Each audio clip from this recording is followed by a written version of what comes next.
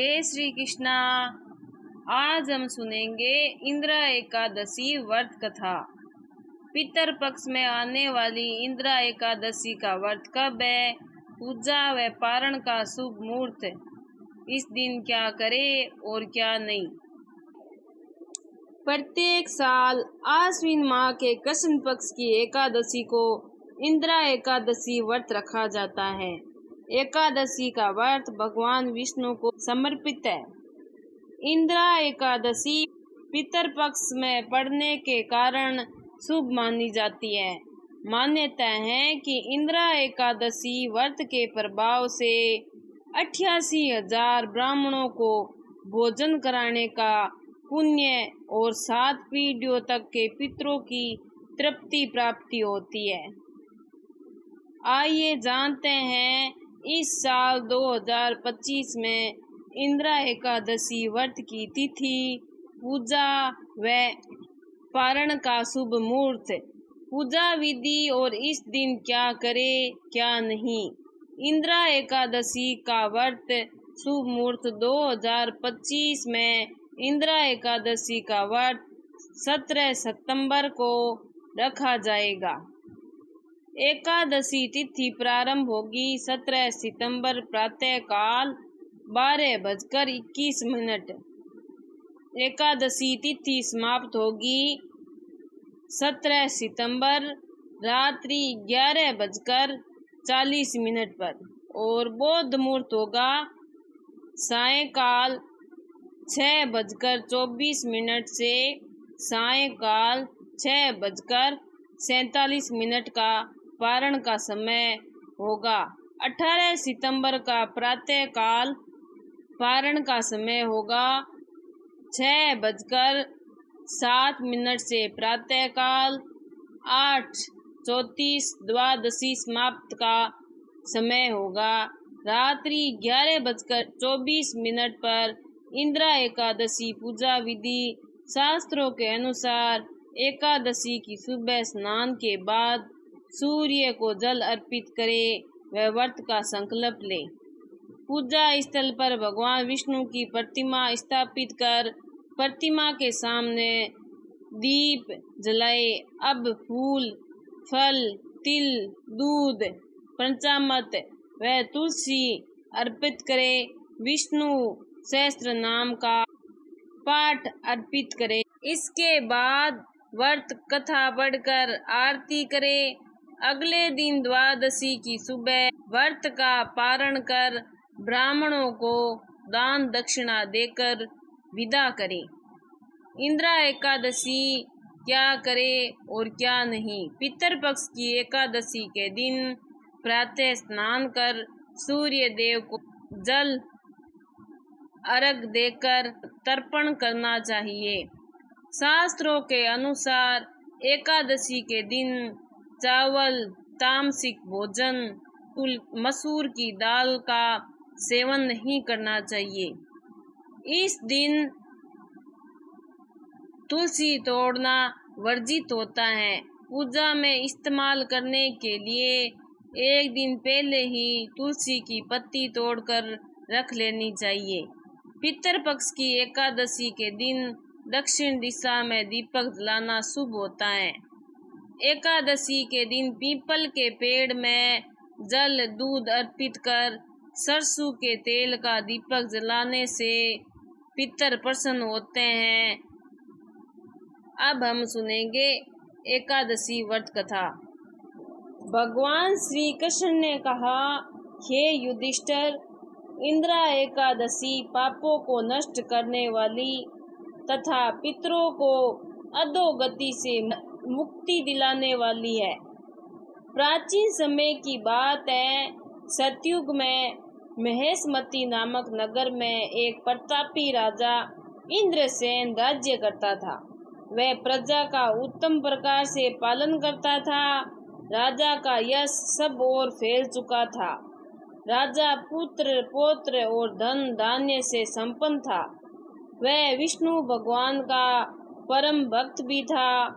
विष्णु की भक्ति में तत्पर हो गोविंद के मोक्षदायक नामों का जप करते हुए समय व्यतीत करता था और विधि पूर्वक चिंतन में रहता था।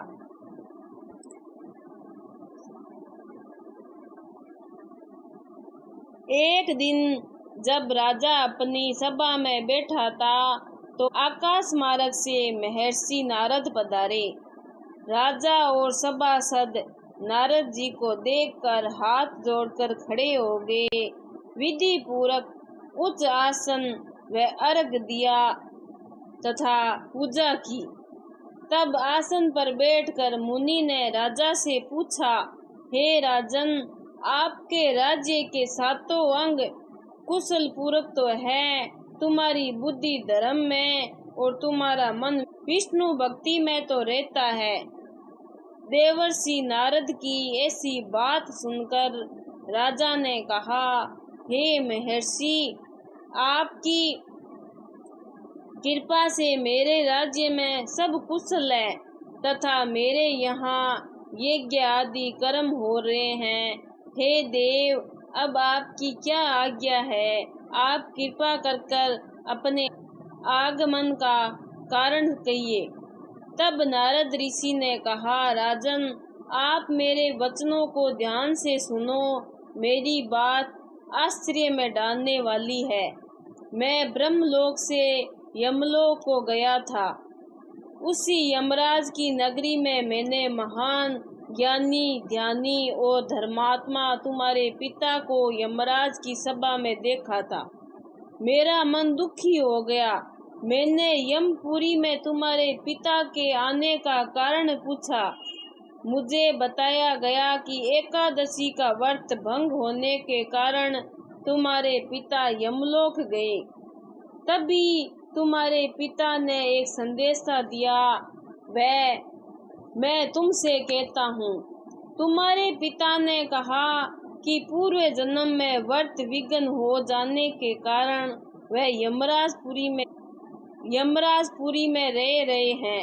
हे मुनि श्रेष्ठ, यदि राजा इंद्रसेन आश्विन कृष्ण इंद्रा एकादशी का व्रत मेरे निमित्त कर अर्पित कर दे तो मुझे स्वर्ग की प्राप्ति हो सकती है। राजा इंद्रसेन ने व्रत विधान पूछा। इस पर नारद जी ने बताया कि आश्विन माह के कृष्ण पक्ष की दशमी के दिन प्रातः काल स्नान आदि से निर्वृत्त होकर श्रद्धा पूर्वक पितरों का श्राद्ध करना चाहिए। केवल एक समय भोजन करे तथा रात्रि में भूमि पर शयन करे। एकादशी के दिन प्रातः काल स्नान कर फिर व्रत के नियम को श्रद्धा भक्ति से ग्रहण करे। इसके बाद संकल्प करे कि मैं आज तप निष्ठा के साथ खान पान त्याग कर निराहार रहकर एकादशी का व्रत करूँगा। हे पुंडरीकाक्ष, मेरे संकल्प की रक्षा करे। इसी प्रकार नियम पूर्वक शालिग्राम की मूर्ति स्थापित कर उसके आगे विधि पूर्वक श्रद्धा व सत्कार से योग्य ब्राह्मणों को फलहार कराकर दक्षिणा दे। पितरों के श्राद्ध में पितरों को दिए वे अन्य में पिंड को गाय को खिला दे। फिर दूध, दीप, गंध, पुष्प, अक्षत, नैवेद्य आदि से ऋषिकेश भगवान का पूजन करे। रात्रि में उनके समीप दीपक जलाए और जागरण करे। इसके पश्चात द्वादशी के दिन प्रातः काल होने पर भगवान का पूजन कर ब्राह्मणों को भोजन करावे। हे राजन, ये सब इंद्रा एकादशी के व्रत की विधि है। नारद जी ने कहा, हे राजन, इस विधि से तुम इस एकादशी का व्रत करो। जब पिता को मिलने हेतु इस व्रत का पुण्य श्रद्धा भक्ति से पिता को अर्पित करने की प्रार्थना करोगे तो तुम्हारे पिता स्वर्गलोक को जाएंगे। ये सब बताकर नारद जी वहीं पर अंतर्ध्यान हो गए। भगवान श्री कृष्ण ने आगे कहा, हे धर्मराज युधिष्ठिर, जब नारद जी के कथा अनुसार राजा इंद्रसेन ने अपने बंधुओं तथा राजपुरोहित और प्रजा सहित एकादशी के आने पर विधिवत व्रत किया। बंधु बांधुओं सहित व्रत करने से भगवान विष्णु प्रसन्न हुए और आकाश से पुष्प वर्षा हुई। राजा इंद्रसेन के पिता यमलोक को त्याग कर गरुड़ पर बैठकर विष्णु के स्वर्ग लोक चले गए। इंद्रा एकादशी का महात्म्य पढ़ने या सुनने से मनुष्य सब पापों से छूट जाता है, सब प्रकार के भोगों को भोग कर वैकुंठ को प्राप्त होता है। बोलिए श्री विष्णु भगवान की जय। इस दिन तिल गुड़ का श्रृंगार होता है। इसमें तिल गुड़ से बने पदार्थ, दूध, फल, मेवा आदि का सेवन कर सकते हैं। अगर आपको मेरी ये कहानी अच्छी लगी है तो लाइक सब्सक्राइब जरूर करें। बहुत बहुत धन्यवाद।